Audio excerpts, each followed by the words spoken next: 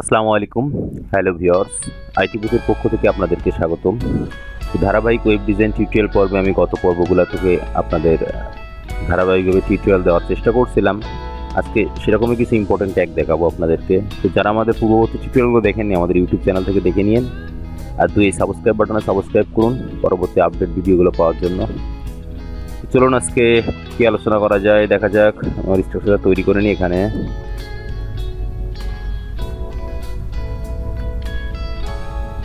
আজকে আপনাদেরকে দেখাবো বোল্ড ট্যাগটা। হ্যাঁ, তো বোল্ড ট্যাগ অর্থাৎ কোনো টেক্সটকে বোল্ড আকার করার জন্য কিভাবে আপনি আপনার ওয়েবসাইটে কোনো হেডিংকে, আমি তো হেডিং ট্যাগ শিখছি, তো হেডিং বাদে আমি চাচ্ছি যে না এই অংশটাকে আমি ফোকাস করবো আমার সাইটের জন্য বোল্ড ট্যাগটি ইউজ করতে। তো কাজটা চলুন দেখে আসি। বোল্ড ট্যাগটা বেসিক্যালি বি দিয়ে লিখতে হয়। সেটা কিছু টেক্সট আমি লিখলাম,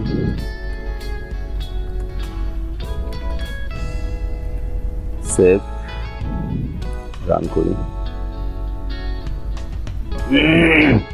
খেয়াল করুন, এটা যখন আমি প্যারাগ্রাফ ট্যাগ ইউজ করছিলাম সেটা কিন্তু বোল্ড আকারে দেখাচ্ছিল না।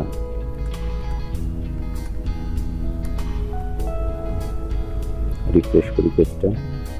খেয়াল করুন, এটা পি ট্যাগ, এটা বোল্ড ট্যাগ। তো বোঝা গেল বোল্ড ট্যাগ কীভাবে ইউজ করতে হয়, ইজি। আর একটা ইম্পর্টেন্ট জিনিস সেটা হচ্ছে স্ট্রং। তো স্ট্রং দিয়েও বোল্ড করা যায়, বাট আমরা ইউজ আসলে বেসিক্যালি কোনটা করব।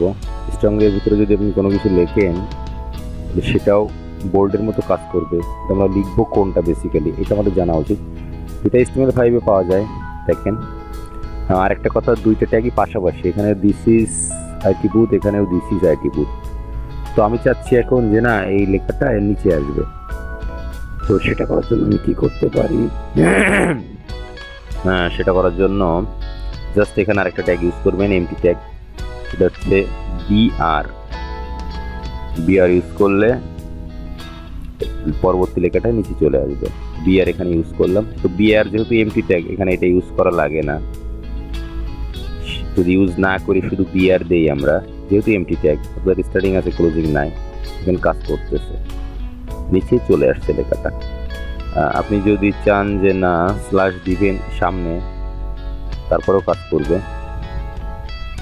আপনি যাচ্ছেন না স্ল্যাশ আমি সামনে না পিছনে স্ল্যাশ ইউজ করব, একদম শেষের দিকে স্ল্যাশ ইউজ করব, তারপরেও কাজ করবে।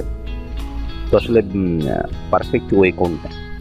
পারফেক্ট ওয়ে হচ্ছে শেষে কোনো এমটি ট্যাগকে আমরা অবশ্যই ক্লোজিং করে দিব শেষে স্ল্যাশ ইউজ করে।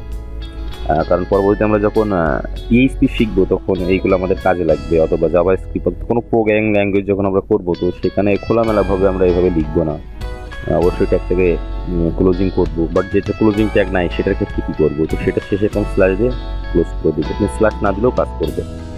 আর বোল্ড এবং আপনার স্ট্রং দুইটা একই কাজ করে, বাট কেন আমি বোল্ড ইউজ করব, কেন স্ট্রং ইউজ করব? তো স্ট্রংটা বেসিক্যালি ইউজ করাটাই বেটার, এই কারণেই এসইও এর ক্ষেত্রে এটা খুবই কাজে দেয়। স্ট্রংটা বোল্ডের থেকে আমরা বেশি স্ট্রং ইউজ করবেন। আরেকটা ট্যাগের কথা বলি, সেটাও একটা এমটি ট্যাগ, হরাইজন্টাল লাইন। এই স্যার, তো এটাও দেখেন আমি শেষে ইউজ করলাম। আমরা এমটি ট্যাগে ক্লোজ করব। রিফ্রেশ পেজটা, খেয়াল করুন। চান আপনি এরকম আড়াআড়ি একটা দাগ বা মার্জিন, সরি মানে বর্ডার নিতে, এরকম দাগ আর কি। এটা বর্ডার আমরা পরবর্তী সিএসএস শিখবো, সেটার জন্য এই স্যার ইউজ করবেন। এটা হরাইজন্টাল লাইন, সেটাকে আসলে শুধু এই স্যার দিয়ে লেখা হয়। তো একটা দুইটা তিনটা চারটা ট্যাগ শিখলাম আমরা। আর যারা আমার পূর্ববর্তী টিউটোরিয়ালগুলো দেখছেন তাদের কাছে এটা ইজি মনে হবে, ট্যাগ ইউজ করা কোনো ব্যাপারই না। আর একটা ইম্পর্টেন্ট জিনিস আজকে আপনাদেরকে আমি দেখানোর চেষ্টা করবো, সেটা হচ্ছে ইমেজ কীভাবে কল করতে হয়। তো ইমেজকে কল করার জন্য মানে বেটার ওয়ে হচ্ছে আপনি যে ফোল্ডারের ভিতরে আপনার HTML ফাইলটা রাখছেন, তো একই ফোল্ডারের ভিতরে ইমেজটাকে রাখবেন। তো একই ফোল্ডারে না রাখলেও কাজ করবে, কল করতে পারবেন আপনি। তো উইদাউট সেম ফোল্ডার বাদ আমি আপনাদেরকে দেখাই, ইমেজটাকে কল করার জন্য আপনাকে